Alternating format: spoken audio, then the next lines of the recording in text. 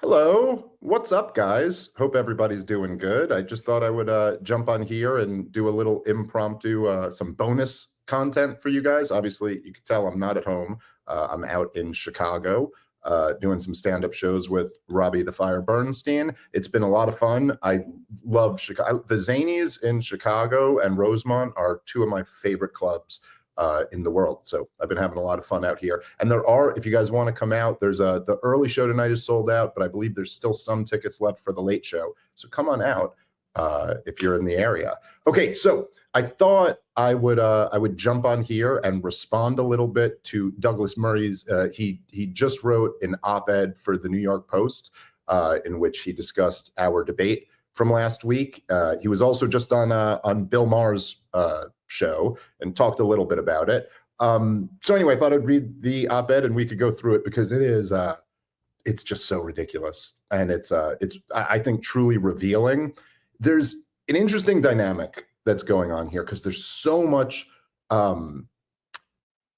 there's so many lies and like intentional bullshit that Douglas is spewing. But the thing that I find most interesting about it is that Douglas is falling into a problem that is really a microcosm of a larger problem that the corporate media is had, as we've kind of watched the corporate media apparatus collapse before our very eyes. And it's something that I've talked a bit about on the show. There's this dynamic where the audience of the podcast world is so much larger than the audience in the corporate media that it's becoming impossible for them to frame the issue the way they want to, when they're lying, when they're being dishonest about it. So one of the examples that I used that I thought it was really fascinating during the campaign was my buddy Tony Hinchcliffe, if you guys remember. He spoke at Donald Trump's rally at Madison Square Garden, and he did he did what Tony does. He did like roast comedy, and he roasted everybody. And what happens is it was streamed on YouTube. It's clipped up on Twitter. I mean, I don't even know how you would go about measuring how many people saw that, but it was in the tens of millions, if not hundreds of millions. It's just the numbers were huge. It was the viral sensation of that week. And then the corporate media attempts to say that this was a speaker at a Trump rally, not a comedian doing shock jock humor. A speaker just got up there and said all these things about Puerto Ricans. By the way, it was interesting that they picked Puerto Ricans. He roasted everybody, but they picked Puerto Ricans because I think they're like a big voting demographic in Pennsylvania. It was like so cynical and obvious. But the major problem that they had with this lie was that everybody had already seen it. MSNBC is broadcasting to 150,000 people, maybe, and 100 million people have watched the video on Twitter. So not only did way more people see the actual thing and they know what it is, so you can't lie to them about that, but most of your own audience has seen it on Twitter. So I don't know. I just felt like there's a similar dynamic here where it's like, dude, you could go on Bill Maher's show and claim that, just lie through your teeth and say that, what happened was people on Joe Rogan's show were talking about how Hitler's not that bad.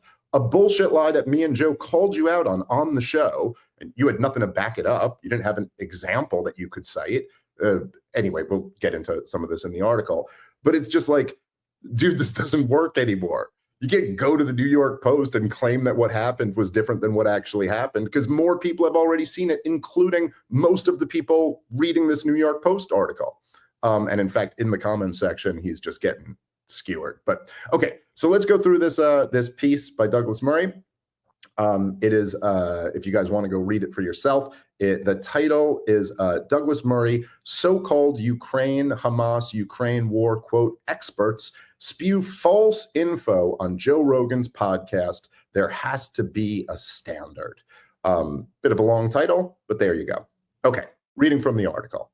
Last week, I seemed to break the internet. I went back on the Joe Rogan podcast to talk about my new book, which is available at all bookstores since you asked. I've been on Joe's podcast a number of times before, and I've always enjoyed it. Joe is a master of his art. A lot of people think they can talk casually, but interestingly for hours. Sorry, New York Post makes it difficult to read. That's mainly because Joe makes it look so easy. But this time I went on with a question. Having not spoken to Joe since the wars in Ukraine and Israel started, I had become increasingly irked that the guests he's had on have been almost entirely anti-Ukraine and anti-Israel. Many of the latter in particular are not just vindictively and maliciously anti-Israel, but have been spewing claims that are demonstrably false. All right. Many are also people who are simply in no way expert at what they are talking about. All right. Attacks on Israel. One of these is a comedian who goes by the name of Dave Smith. Claiming some Jewish ancestry, he has spent the 18 months since October 7th, 2023, being very unfunny indeed. Sorry, it's hard to not read this in his condescending voice. Specifically, he has decided to spend his time going around the podcast world sounding off about Israel. Okay, so right away, it's just, I mean, what can you even say about that? His claim is that, look, sorry, this New York Post link is, I don't know why the New York Post is such an annoying website to read. So, by the way, it's so funny that in the midst of Douglas Murray's, appeal to expertise and his, argument that people are just asking questions and they're kind of hiding behind this, right? You're not just asking questions. You're doing more than you're saying something.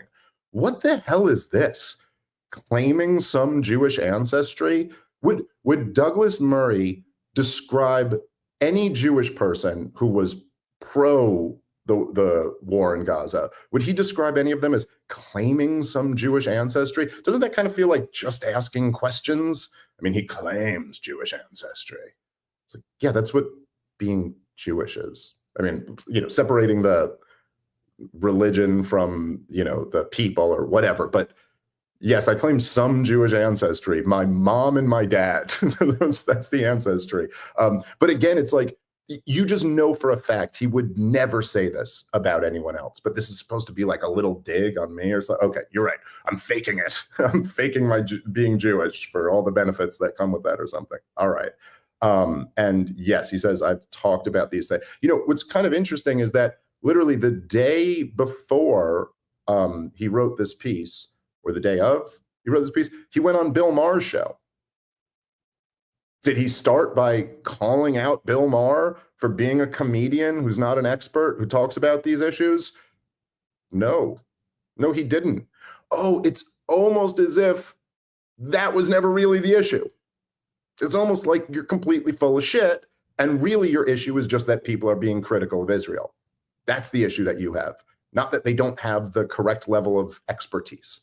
Okay. And in terms of saying I've been very unfunny, I don't know.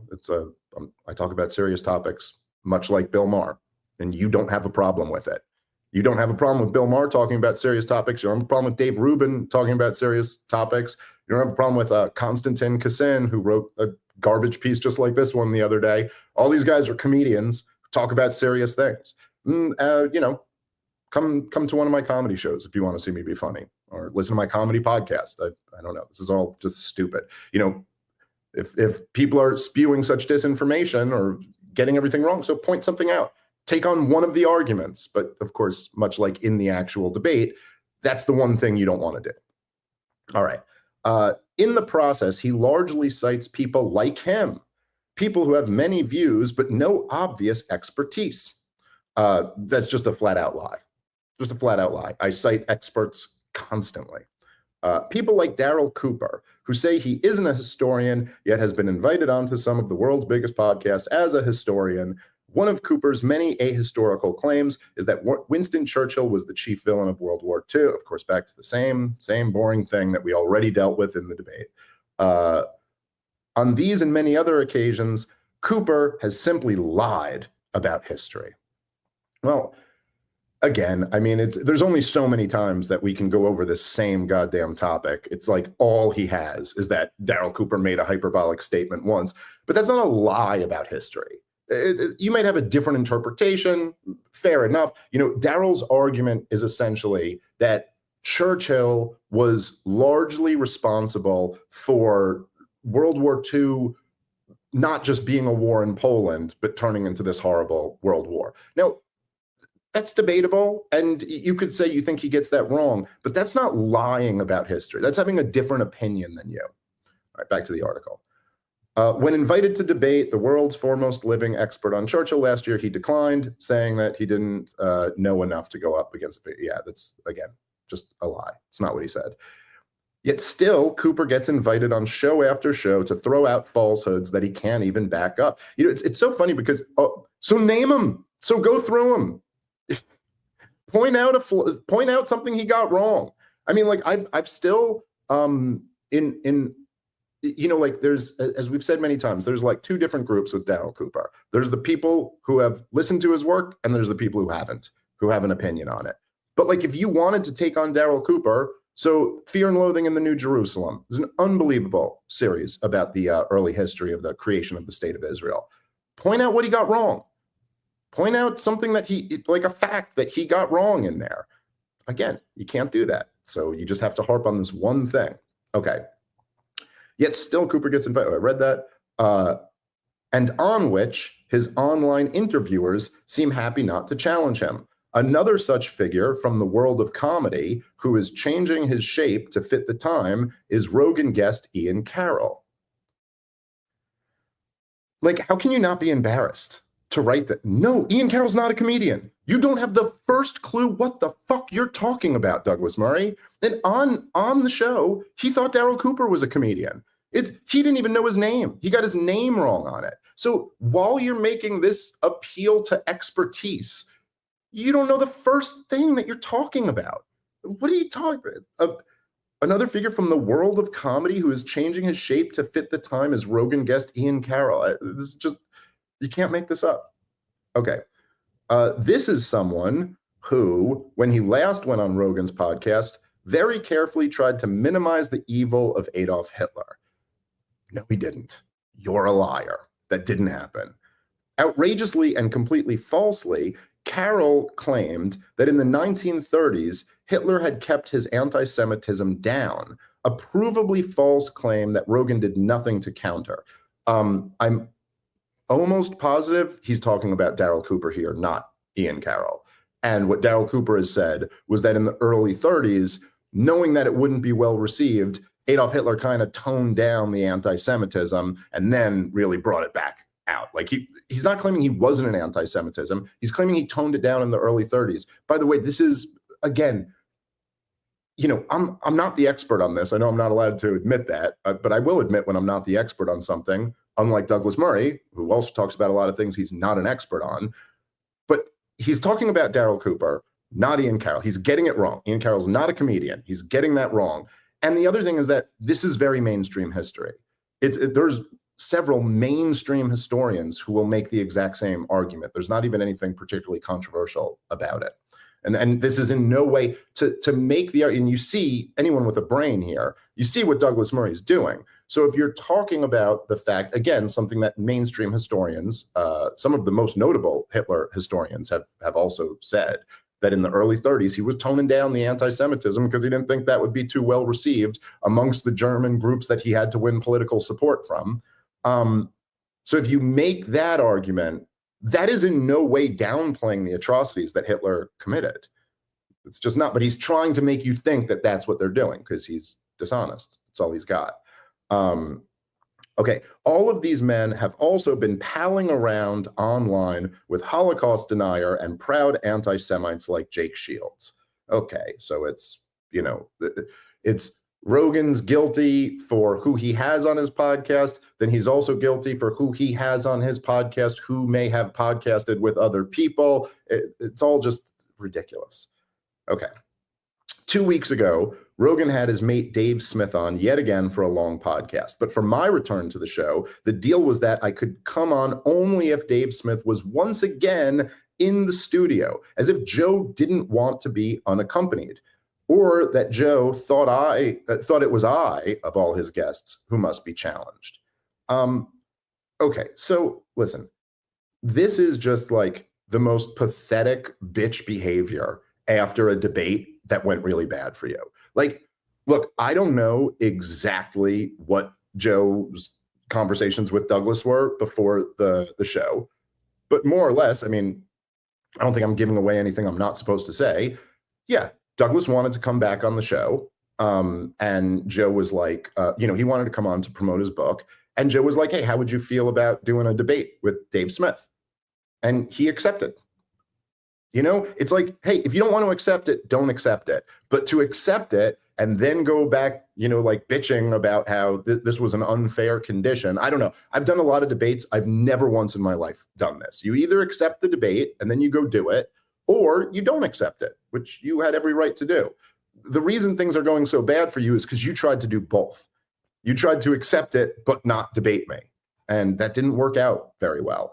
Now, as far as, Douglas saying that, like, okay, it's a fair point that, like, yeah, I was on the week before but Joe wanted someone there to challenge Douglas. He wanted to have the debate on his show and not just give him a platform to, spew his propaganda. Okay. Now I could understand from Douglas's point of view, kind of feeling like, he would prefer not to do it that way. He would have preferred to just come on and just promote his book.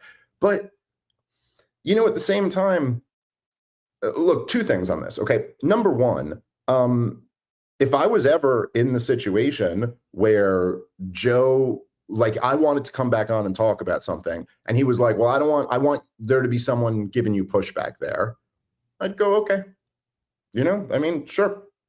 I'm taking pretty controversial views, so maybe there should be. When he asked me if I wanted to come debate Douglas Murray, I mean, I said yes before Joe finished asking the question, because, like, absolutely, let's do it. And if your whole thing here is that you're saying there's all these lies, there's all this misinformation being spewed by guests like me, a non-expert, and you're the expert, so why wouldn't you be thrilled at the chance to come smack it down, right? Like, on the show. Right? Like, what? It seems like if this is what you're arguing, then you should have been happy that this was the setup. And then, the other thing I would say is that it just makes a lot of sense. It's fairly obvious. Again, I don't think I'm giving away anything like behind the scenes here. It's like, look, Douglas, you're supporting a policy that is resulting in thousands of children dying, probably in the tens of thousands of children dying already, let alone how many more people die as a result of all of this. Because, when you destroy an entire area like Gaza, even if people have to be moved out or whatever, I mean, there's more people are going to die as a result of this over the next few years. So, yeah, the onus is on you.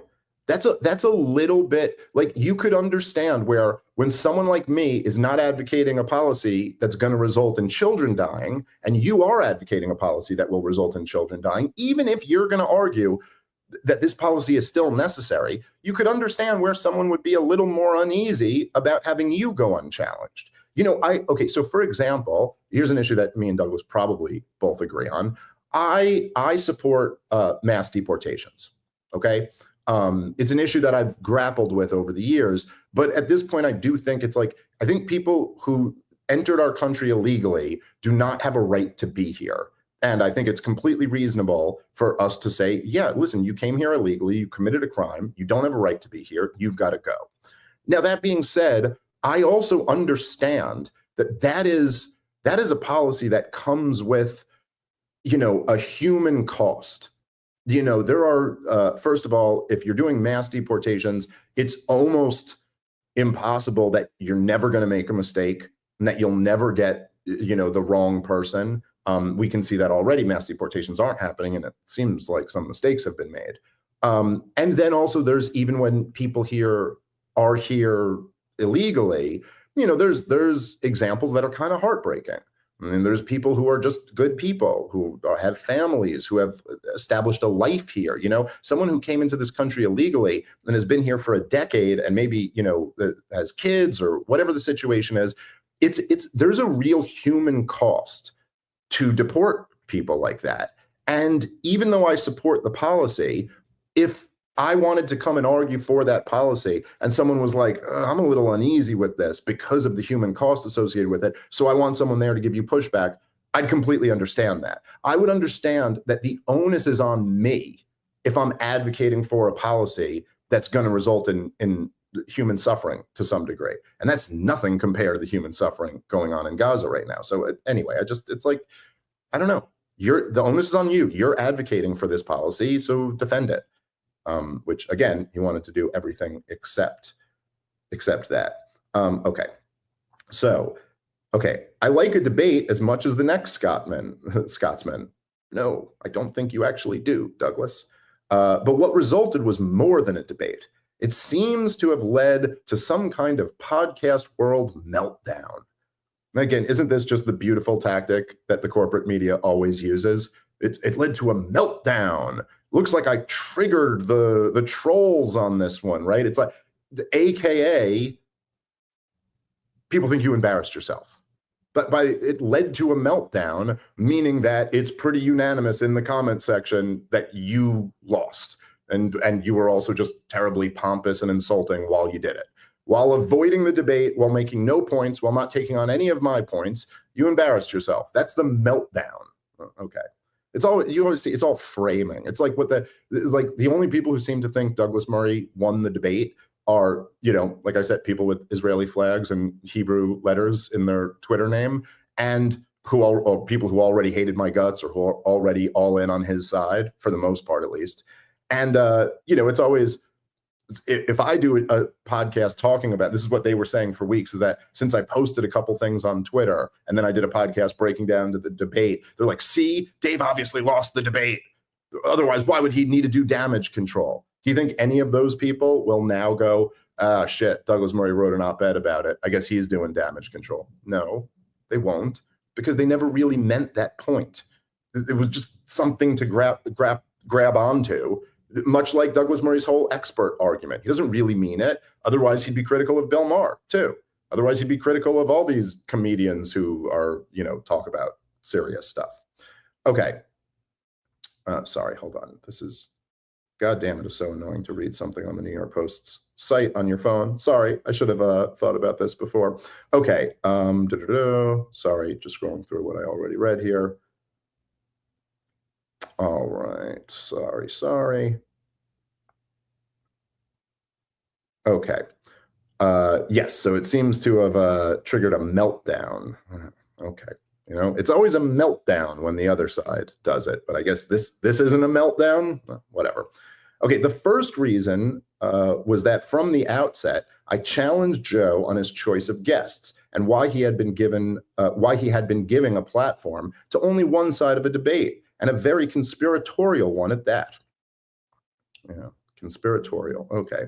He and Smith were immediately defensive, but the real problem came when I raised the issue of expertise. I don't think me and Joe were defensive.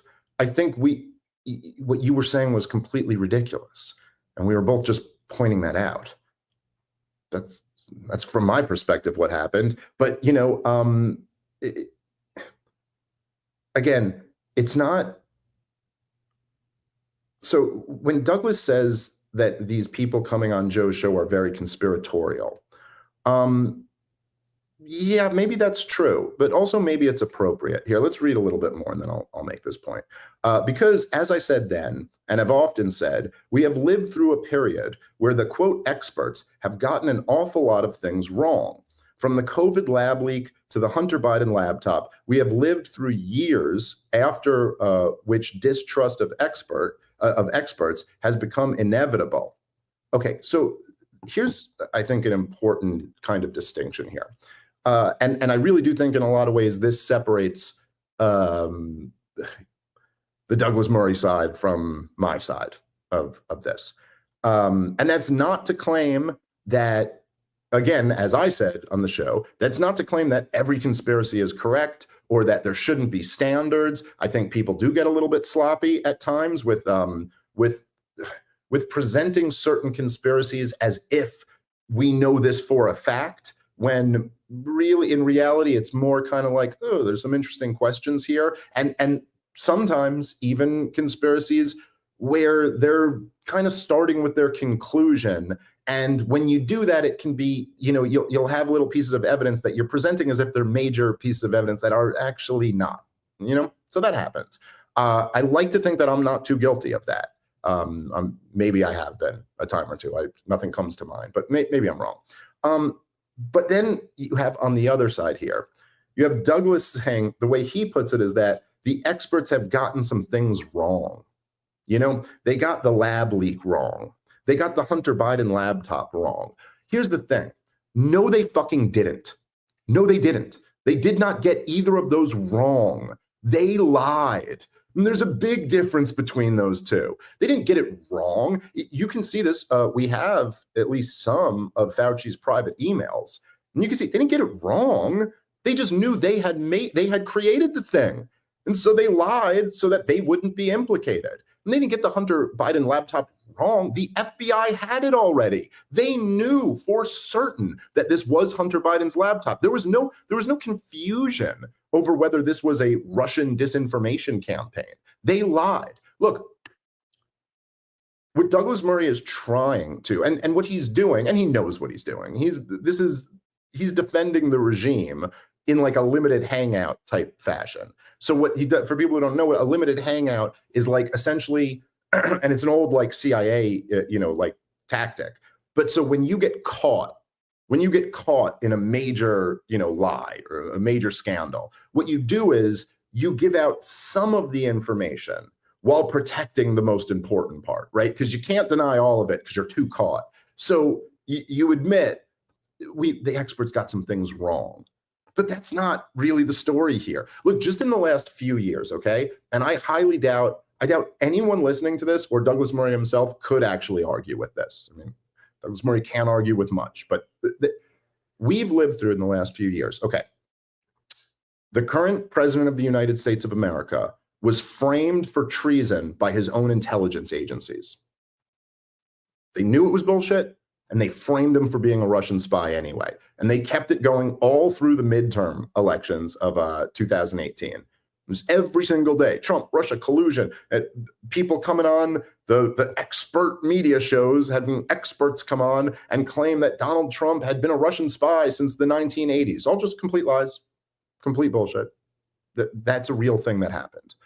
Then, as you're kind of acknowledging here, when they got it wrong about the lab leak, our own government funded the creation of COVID and then lied through their teeth about it, and then had the New York Times run articles about how you're a racist if you believe in the lab leak theory. But as we know now, it was a subsidiary of the NIH that funded the Wuhan lab where this gain-of-function research was going on, which, by the way, now it is accepted even by the intelligence agencies as the overwhelmingly likely origin of the virus.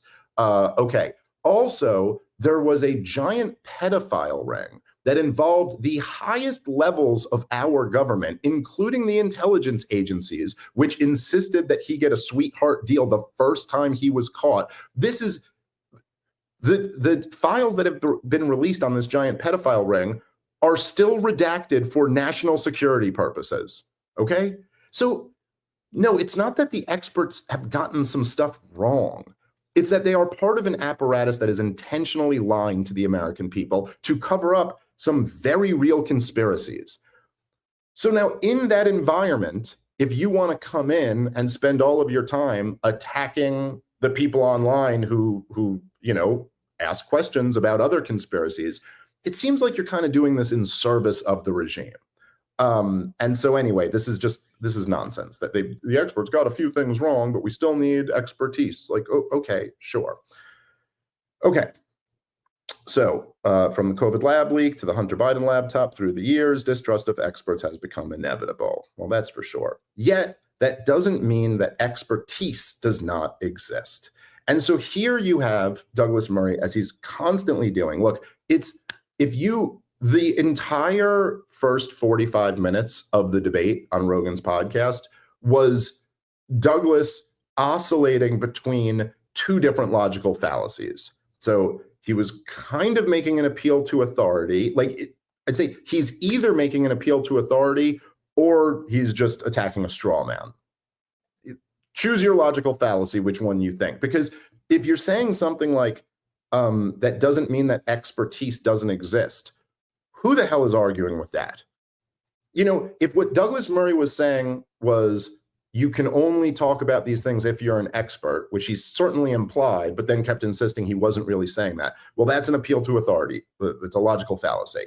If Douglas Murray is just saying it's important to know what you're talking about, well, then you're just batting down a straw man. Nobody is arguing it's not important to know what you're talking about. By the way, and this is part of the reason why Douglas had such a poor performance and why he's getting so much shit for this, why everyone's having a meltdown about Douglas Murray's, performance, is that if he's making the second point, that could be stated in one short sentence, like I just did. Hey, if you're going to talk about these things, it's important to know what you're talking about. Boom, done. It doesn't take 45 minutes to make that point, does it? Because he knows he could make that point and we'd all go, okay, yeah, we agree. Now let's get into the debate. But he didn't want to do that. He wanted to draw this out as long as possible. And it certainly, at the very least, was not clear that that was all he was saying. He was saying, the answer is to have more experts around. It's like, okay, but what exactly do you mean by that? Well, he never defined it. He never, was clear. And by the way, there's a whole lot of experts who would take my position on that debate. And he doesn't want to have those guys on either. I can promise you that. Because once again, like with Bill Maher, it's not really about expertise. It's about Joe platforming people who are critical of Israel. That's his issue. Okay. It does not mean that a comedian can simply hold himself out as a Middle East expert and should be listened to as if he has any body of work. Again, another blatant straw man. I'm not holding myself out as an expert, but as we both conceded, I'm allowed to talk about these things, right? Okay. So if you have so much expertise and I don't, I saw someone on Twitter said it. I thought this was a very good way to put it, but he just said, expertise can't be stated. It has to be demonstrated. I thought that was very well said. Sorry, I can't remember who said that on Twitter. I'd give you credit for it. But that's the whole point. It's just the whole thing over and over again. What you'll notice nowhere in this op-ed is Douglas Murray taking on anything I said, pointing to one thing that I got factually wrong, pointing to one that his best attempt was the thing where he was like, oh, you've never been to the checkpoints, so you don't know. But then he made the claim that no goods are being turned away. Go back and watch the show. That was his claim about Israel's blockade on Gaza, that no goods are being turned away. By the way, he says this the same week that Israel's foreign minister said not one grain of wheat will get into Gaza. And he's arguing nothing's been turned away. So again, he's not taking on anything, just like on the actual podcast. It's ridiculous. Okay. It does not mean that someone who says they are not a historian but who practices false history should be cited as a historian. This point seemed to rile both Smith and Rogan. Yeah, you made a really, really stupid point. You're there, so take on someone's argument. I don't know. It appears to have riled their audiences even more, AKA I lost the debate. Yeah, it seems like look, these debates, the purpose of these debates typically is to try to move the audience. And so when you don't, now I'm not saying that if the audience says, if the audience could think someone lost a debate, then you could still think they won it. I'm not saying that. I've watched debates before where I was very surprised with the audience reaction. Like I thought one person won it, but the audience seemed to think the other one did. But the purpose of a debate is to move the people in the audience, to try to present your arguments in the most sound and compelling way and get people to see oh, this guy's got really good points. So when you're just sitting here saying, again, it's all the framing, this riled up the audience. It's like, yeah, the audience was damn near unanimous in thinking that you clowned yourself. Okay. Because many people seem to think that what I meant is that they're not allowed to have an opinion. That is wrong. I think they are. It's just that there should be a price to pay for spreading bullshit. And part of that price should be called out. Oh, I'm sorry. And part of that price is that you should be called out. It's like, yeah, but Douglas, you were there to do that and you failed. So like, okay, fine. So call us out. But also this goes two ways. What you're talking about, the audience being riled up, this is people calling you out. It's what it is. And you know, if you're going to say that there's many people seem to think that what I was saying was this, well, isn't part of that on you? Isn't your whole thing that you're like a wordsmith and you're like this eloquent, rhetorician? Like, isn't that your strength? So if we spend 45 minutes on this and me and Joe are still both going, Douglas, what are you saying? What is the argument here? And it's still unclear to this much of the audience. Maybe that's on you. Because if all you were saying was, it's important to know what you're talking about, and if you get stuff wrong, you should be called out. You could have said that in one sentence, and I promise both me and Joe would have agreed. And then we could have moved on to get into the debate right away. But you didn't want to do that. Okay. Have you been there? If I had gone on Rogan's podcast and held myself out as an expert in MMA fighting, I suspect he would have noticed. If I had kept making mistake after mistake and showing ignorance piled upon ignorance, I think he'd say, hey, you don't seem to be very knowledgeable about this. And he'd be right. So why is it hard to grasp that something similar applies in other areas? Douglas, nobody doesn't grasp your point. We all grasp it. Like, it's unbelievable how pompous this guy is. He's making the simplest point. It's a non-argument, but it's fine if you just want to make this point. Everybody grasps it. Nobody doesn't. And it's funny that you use this example. Again, you have to hide behind this idea of if I had gone on Rogan's podcast and held myself out as an expert. But that's not what anybody's doing. And actually, it's interesting you bring up the MMA example, because I've spent a fair amount of time on Rogan's podcast talking about MMA. And like, again, look, the John Anik, who's he's the UFC like lead commentator. He's the what do they call it again? Not the color commentator. That's more Joe Rogan and Daniel Cormier and some of those other guys. But he's like the lead broadcaster. Now, he's never fought. He's never fought in MMA, but he studies it. And he makes some really great points about it. And there'll even be, and I'm friends with several like legit MMA experts, including Joe. But I'm friends with like a few like former fighters and current fighters and stuff. And like, look, the bottom line is that either your point is correct or it's not. This is where you get into the appeal to authority fallacy. Like, if I'm not an expert on MMA, but I'm a big fan. I watch it a lot. And I'll make points sometimes, and Joe will be like, yeah, that's a great point. And then there's been other times where I make points, and he'll be like, well, I think you're getting that wrong. In fact, just the other day, he did this. We were at the, I was talking about when Diego Lopez fought Brian Ortega, and I said at one point, he hit him with like a 2-punch combination, and I said, I was like, he woke him up with the second one. Like he was out, and then he woke him back up with the other punch. And Joe goes, nah, that's not real. Because I don't believe in that at all. There's no way, like, trauma to the head doesn't make you gain consciousness back. And then as he said it, I was like, yeah, okay, I think he's right about that. But if I were to say, like, okay, when Diego Lopez fought he fought Alexander Volkanovski the other day, and I go, Volk's jab was a huge factor in that fight. That's either true or it's not. It's either correct or it's incorrect. Now, I'm not an MMA fighter. I'm not an expert, but either I'm correct or I'm not correct. And so, in other words, take on the fucking argument. Make a point. You're sitting here saying mistake after mistake was made. What is it? The whole goddamn podcast, we had 3 hours there. You're writing a piece about this. And nowhere in the piece do you feel obligated to point out this stuff. Demonstrate it. Don't just state it. Demonstrate your expertise. But again, the issue is he doesn't actually have any. Okay.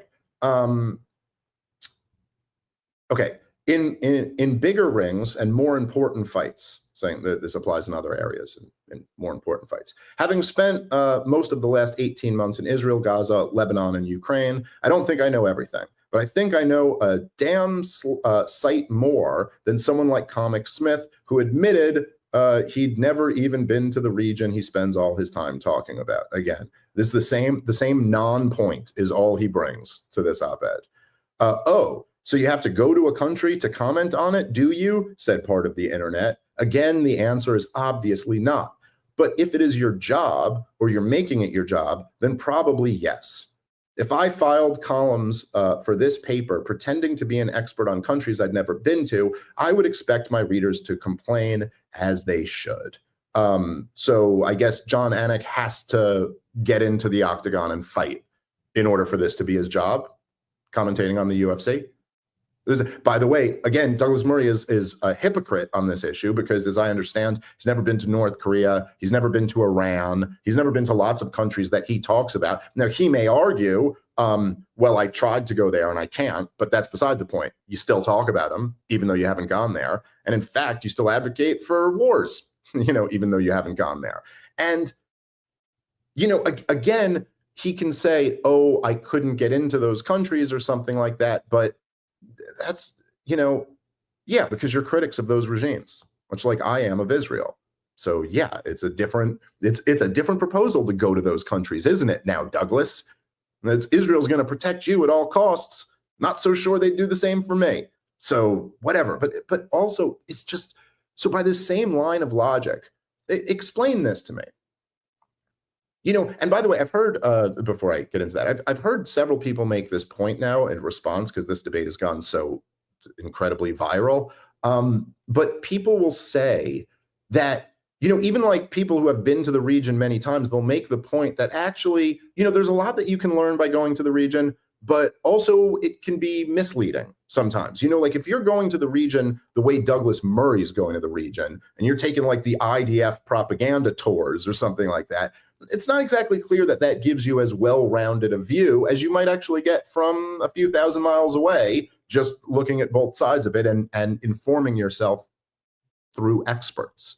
But more than that, why is it so what Douglas is very clearly saying here, no one's having trouble grasping it. You're saying, hey, you don't have to go to the region to talk about it, but if you're going to spend your life doing it, like if you're going to professionally talk about it, then you should go to the region. Okay. How about spending your entire professional life advocating for every goddamn war and serving in none? What about that? Like Douglas is around my age. So, okay, we're a little old to be serving in war, but you know what? I'm still an able-bodied man, and I would just, like, to me, I'd feel uncomfortable advocating for every single war while serving in none of them. And then actually demonizing people who did serve in the wars if they don't have the correct opinion. The one that you've decided is the one you're allowed to have, which is, also supporting more wars. But how about that? Why doesn't that come up? So you can't professionally, or you shouldn't professionally talk about a place if you've never been there, but you can professionally advocate for wars and never serve in any of them. And you can professionally advocate for wars, each one being a disaster, and still continue advocating for the wars without serving in any of them. Douglas Murray advocated for the war in Iraq, the war in Afghanistan, the war in Syria, the war in Ukraine. Every one of them an unmitigated disaster. But it doesn't cost him anything. I mean, the only thing it seems to cost him is that he humiliated himself on the Joe Rogan Experience. But aside from that, not much. He's gotten rich advocating for wars that he's unwilling to fight in. And yet he's going to call me out for being against the wars without visiting the area, even though he's allowed to be for wars in areas that he hasn't visited. Yeah, Douglas, no one's not grasping your point. The problem is that it's garbage. It's a horrible, horrible point. That's the issue. Okay. If I filled columns about a war zone from the safety of West Palm Beach, I think it would be fraud. Journalism has had its own meltdown in recent years, but it doesn't mean that we don't have standards. Okay. We could go over the standards of journalism. You got to be fucking kidding me. It's just this is what I mean about, like, the limited hangout and the defending of the regime. Does journalism really have standards? I mean, every goddamn one of these wars we've just been lied into, and the journalist class has played a major role in that. Again, with Tony Hinchcliffe, where were the standards there when they tried to pretend that Tony Hinchcliffe was a speaker at a Trump rally? Where were the standards in any of this shit? Okay. Much though that might amaze some people, it doesn't amaze people that you assert that journalism still has standards. We think you're lying. Okay. What the standards are in the new media, especially on podcasts, is still being worked out, but there must be some. Otherwise, the new media will lead people into errors and evils far greater than the old media could ever dream of. So that's what you got to be concerned about. The new media, not the corporate media that has led us into all of this disaster. The real problem is that now there's free speech on the internet. Now the media is decentralized and other people can call out their bullshit. But you see, that's the real danger. And what can you say about this? He frames it as the internet had a meltdown. No, you accepted a debate on the biggest show in the world, and you showed up and you did terrible. And you were also just like a pompous ass the entire time. You made no arguments. You countered none of the stuff that I threw at you. And even in this piece, you're writing an op-ed now about it. And I guess what's just shocking to me, and look, I mean, I'm just a comedian here, right? I put myself out as an expert, but I'm really just a comedian, right? But I don't have the standards of Douglas Murray. But if you notice in this video response, what I'm doing is I'm taking on his fucking arguments. And I would argue tearing them to shreds.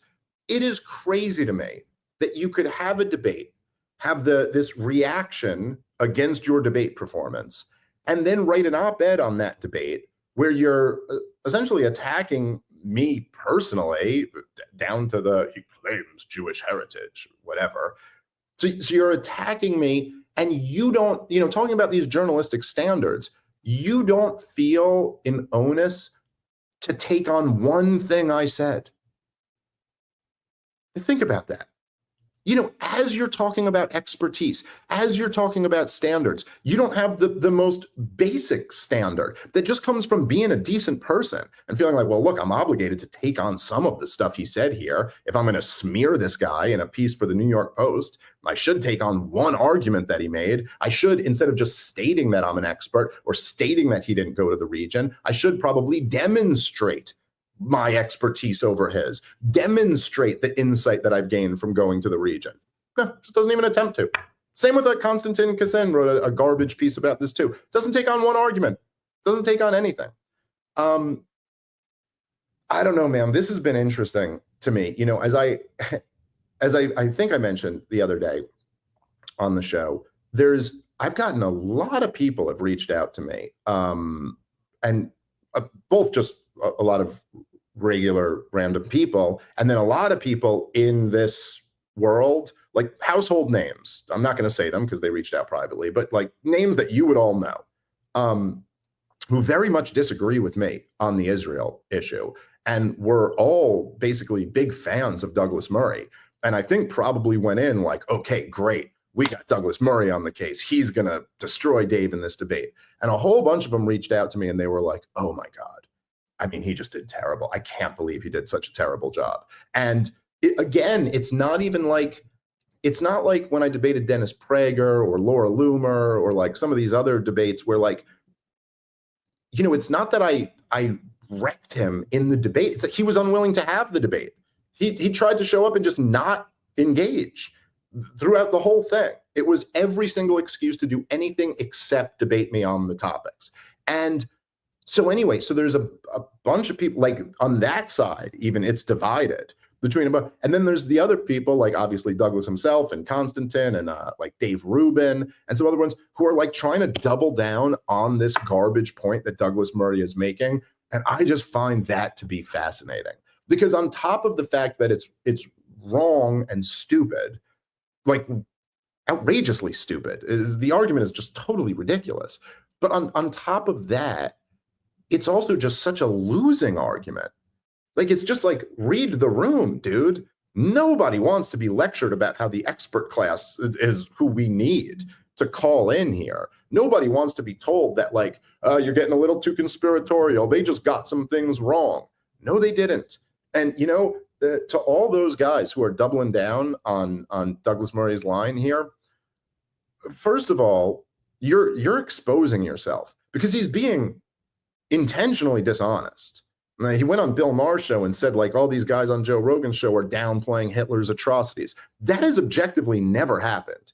Nobody has gone on Joe Rogan's show and downplayed the Nazi atrocities. No one. And, you know, I would just say, you know, the people are not as dumb as you might think they are. And that is one of the things that really has, like, shined through in Douglas's whole line of argumentation here. It's that, like, there is this assumption that your audience is really fucking stupid. Like, if you have people who aren't experts on, I guess this is going to fool everybody. And, you know, it's all you got. You're insulting your own audience when you do that. So anyway, I figured, listen, full disclosure, I don't know, Douglas Murray just keeps handing me free content.